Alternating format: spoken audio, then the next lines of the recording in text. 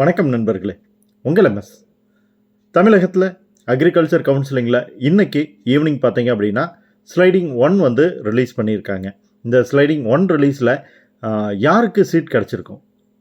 898 seat வந்து வேக்கண்ட்டாக இருந்ததாக first round எண்டில் அனௌன்ஸ் பண்ணியிருந்தாங்க. அதாவது ஃபேஸ் 1 ரவுண்ட் 1ல்.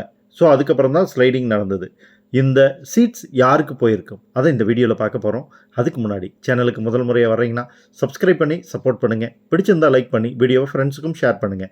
மறக்காமல் ஷேர் பண்ணுங்கள், அவங்களும் இந்த தகவல்களை தெரிஞ்சுக்கிட்டோம்.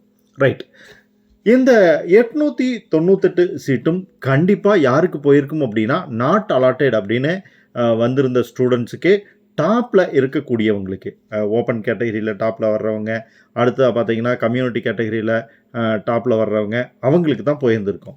பட் என்ன மாதிரியான காலேஜ் அவங்களுக்கு கிடச்சிருக்கும் அப்படின்னு கேட்டிங்கன்னா, அது ஸ்லைடிங் எத்தனை பேர் அப்ளை பண்ணாங்க அப்படிங்கிறத பொறுத்தது. ஸ்லைடிங் அப்ளை பண்ணாலும் அப்ளை பண்ணாட்டியும் இந்த வேகன்சி தான், அது கண்டிப்பாக நாட் அலாட்டடுக்கு தான் வரப்போகுது. பட் இந்த ஸ்லைடிங் அப்ளை பண்ணியிருந்தாங்க அப்படின்னா அவங்க காலேஜில் ஃபார்வேர்டில் போயிருப்பாங்க. கவர்மெண்ட் இப்போ செல்ஃப் ஃபைனான்ஸ் எடுத்தவங்க கூட கவர்மெண்ட் காலேஜுக்கு மூவ் ஆகியிருப்பாங்க. ஒருவேளை ஸ்லைடிங் கொடுத்தவங்களோட எண்ணிக்கை கம்மியாக இருந்தது, அல்லது ஸ்லைடிங் பற்றியே தெரியாமல் இருந்து ஸ்லைடிங்கே கொடுக்காமல் இருந்துட்டாங்க, கன்ஃபியூஷனில் இருந்துட்டாங்க அப்படின்னா அப்போது அந்த சீட் வேக்கண்டாக இருக்கும்.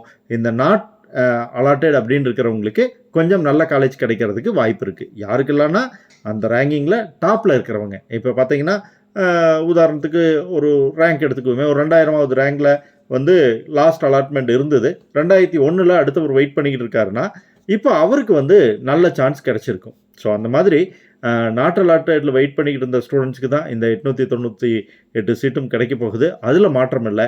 பட் அவங்களுக்கு என்ன மாதிரியான காலேஜ் கிடைக்க போகுது அப்படிங்கிறது வந்து இப்போ நீங்கள் உங்களுக்கு வந்திருக்கக்கூடிய மெயிலேருந்து தெரிஞ்சுக்கிட்டு இருந்திருப்பீங்க.